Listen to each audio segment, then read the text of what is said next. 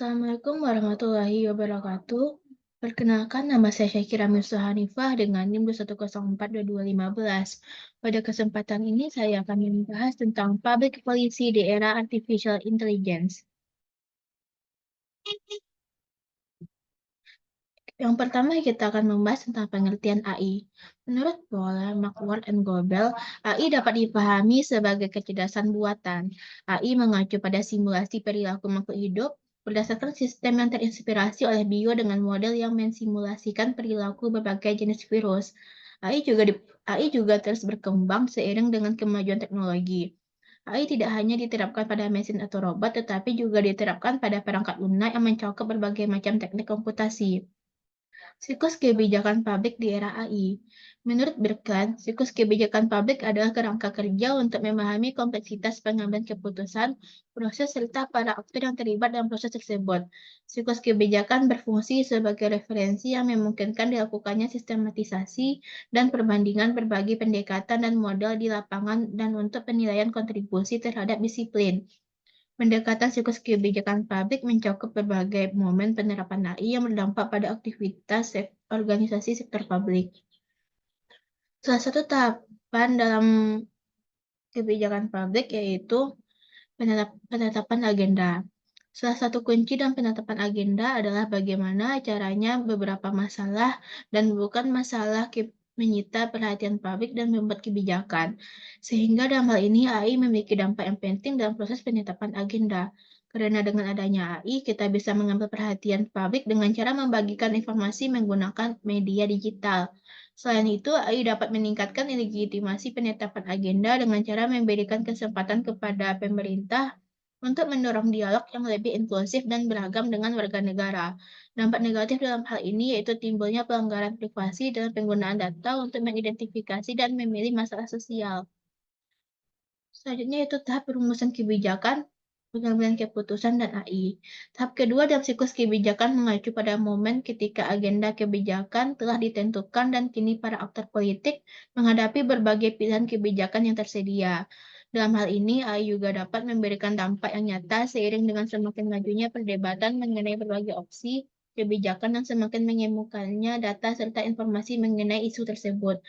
AI juga dapat membantu memperkuat akuntabilitas karena pemerintah harus lebih bertanggung jawab atas keputusan yang diambil dan pilihan kebijakan yang dipilih.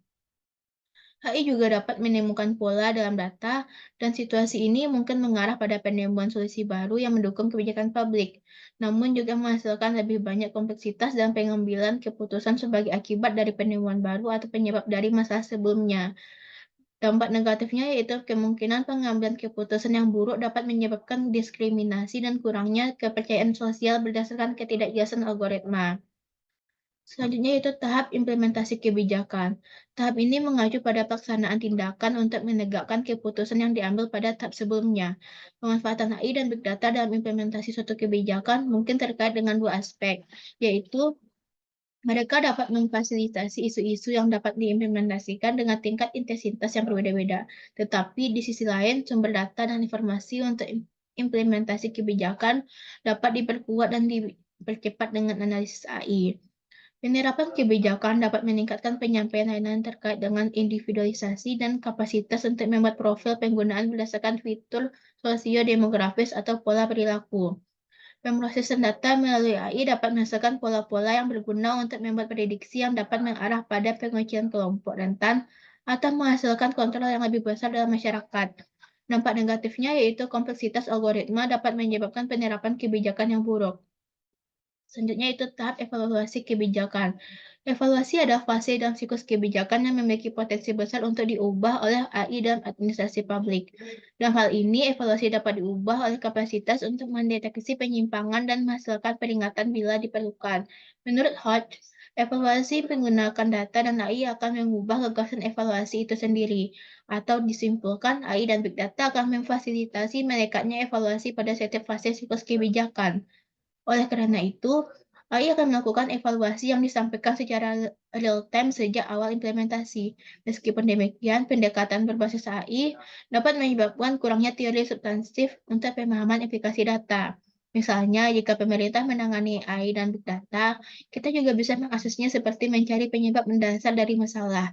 Dan situasi ini dapat diperburuk jika keakuratannya tidak terjamin, sehingga beberapa masalah akan muncul seperti dehumanisasi atau ketergantungan penuh pada AI. Selanjutnya yaitu kita akan membahas tentang kasus AI dalam siklus kebijakan publik. Yang pertama, kasus penetapan agenda. Salah satu kasusnya yaitu kasus inovasi kebijakan kecerdasan buatan di pemerintah federal Kanada. Merupakan proses pembukaan dinamis yang bertujuan untuk menetapkan kebutuhan untuk memasukkan visi bahwa algoritma dapat memperkuat pasar, meningkatkan pertumbuhan ekonomi, dan persaingan global. Teknologi semacam ini memungkinkan pemantauan data besar, menemukan pola dan solusi baru. Hal ini berguna untuk meningkatkan dan mempercepat penetapan ganda. Oleh karena itu, teknologi semacam ini berpotensi mengurangi biaya dan kesalahan pada tahap awal proses siklus kebijakan. Yang kedua, kasus perumusan dan pengambilan keputusan. Dinamika baru dalam perumusan kebijakan dan pengambilan keputusan dengan AI akan mempercepat angka ini. Biasanya tahap siklus kebijakan ini dapat memakan waktu beberapa minggu atau bulan, tergantung pada tingkat pemerintahan. Namun dengan penggunaan AI, proses ini dapat dikurangi dari hitungan hari menjadi hitungan jam. Salah satu kasusnya yaitu Badan Robotika dan AI Eropa mengungkapkan visi kolaboratif dari berbagai sektor sosial. Ada kekhawatiran mengenai bias ekuitas dan masalah regulasi perangkat lunak. Kasus ini mewakili meningkatnya minat terhadap perlindungan data pribadi dan penggunaan perangkat teknologi untuk mencegah serangan siber. Dengan cara ini AI lebih dari sekedar menganalisis data, menemukan pola atau solusi baru. Karena AI bertindak sebagai artefak teknologi cerdas yang membantu pengambilan keputusan dan perumusan kebijakan publik serta mengambil langkah menuju prediksi. Yang ketiga yaitu kasus implementasi kebijakan. AI akan meningkatkan implementasi kebijakan dalam beberapa cara, termasuk kecepatan pemrosesan. Namun langkah ini memerlukan anggaran, pelacakan kemajuan, dan umpan balik. Sebagian besar rutinitas dapat diotomatisasi oleh sistem pakar, robotika, kendaraan otonom, dan realitas yang diperluas. AI dapat menghasilkan beberapa simulasi implementasi kebijakan dan membantu mengambil keputusan untuk menyaring data dan memproses keputusan sebelum implementasi. Salah satu kasusnya yaitu kasus kepolisian Dubai yang telah membangun kantor polisi pintar yang sepenuhnya dijalankan oleh robot bertenaga AI. Kantor polisi ini beroperasi selama 24 jam dan menyediakan layanan seperti pelaporan kejahatan, permintaan barang hilang untuk ditemukan, dan dukungan korban.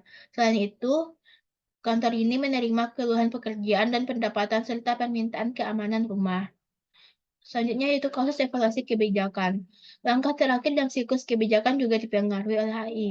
Pada tahap siklus ini, AI dapat membantu dengan memberikan umpan balik secara real-time, solusi instan, dan simulasi untuk meningkatkan implementasi.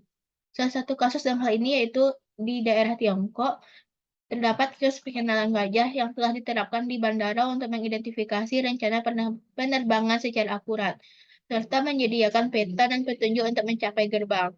Kios tersebut mengidentifikasi orang dalam hitungan detik dan siapapun dapat diidentifikasi melalui sistem kredit sosial. Hal ini berguna untuk evaluasi kebijakan publik di bidang keamanan dan migrasi. Baiklah, sekian dari saya. Apabila ada kesalahan, mohon dimaafkan. Wassalamualaikum warahmatullahi wabarakatuh.